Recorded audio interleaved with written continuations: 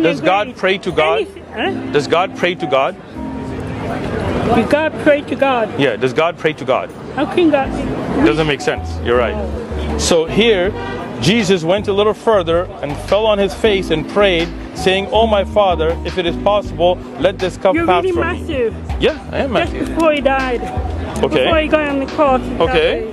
They were crucifying. Okay. That's why he had to pray. So, but he was So not. when you- So wait, so if he was God on earth, how can God pray to God? You see, in this video and in many others, there's a fundamental error, which is the error of the wrong premise. And it goes thus: if your premise is wrong, your conclusion will be wrong. So the logic of this argument, the premise of this argument goes thus: God cannot pray, Jesus prayed, therefore Jesus is not God. But is it true though? I'm going to prove to you both in the Quran and in the Bible that that is far from the truth. I want to start with Hebrews chapter 1 from verse 8. I want you to follow me closely. In verse 8 it says, "But to the Son he says, God says, your throne, O God, is forever and ever. The scepter of righteousness is the scepter of your kingdom." So listen, we see God praying to Jesus. What does it mean to pray? It means to communicate with God. And by Jesus being called God, it means that God was communicating with God, which is the Trinity argument of the Christian faith.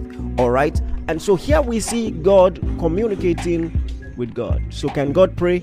Emphatically so. And in the Quran, in three texts, chapter 2 verse 157, 33 verse 56, 33 verse 43, it tells you that Allah prays. And you know, in the English translation it may use some other word besides pray, but the Arabic actually says salat or salawat, which is actually to pray. I'll read the last one, 33 verse 43. It says, "Here it is Allah who prays for you, and to the angels too, to bring you forth out of darkness into light, for he is merciful to the believers." So the Christian faith simply says this, that God is one God in three persons, co-equal and co-eternal, and God sent his Son into the world. And just because he's in the world doesn't mean he loses his ability to communicate, which is what we call prayer.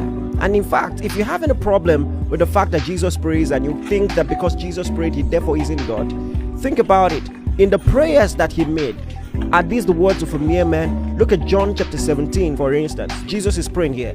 And in verse 1 it says, "Father, the hour has come, glorify your Son, that your Son may glorify you." What man would dare pray like this? In verse 2 he says, "As you have given him authority over all flesh." Authority over all flesh. Even in the Quran, only God has authority over all flesh. And not just that, that he should give eternal life to as many as you have given to him. So he has the right to give eternal life to everyone who believes in him. Only God can do this. Jesus is God and Jesus prays to God. Both are true. I hope that blessed you. Share with someone.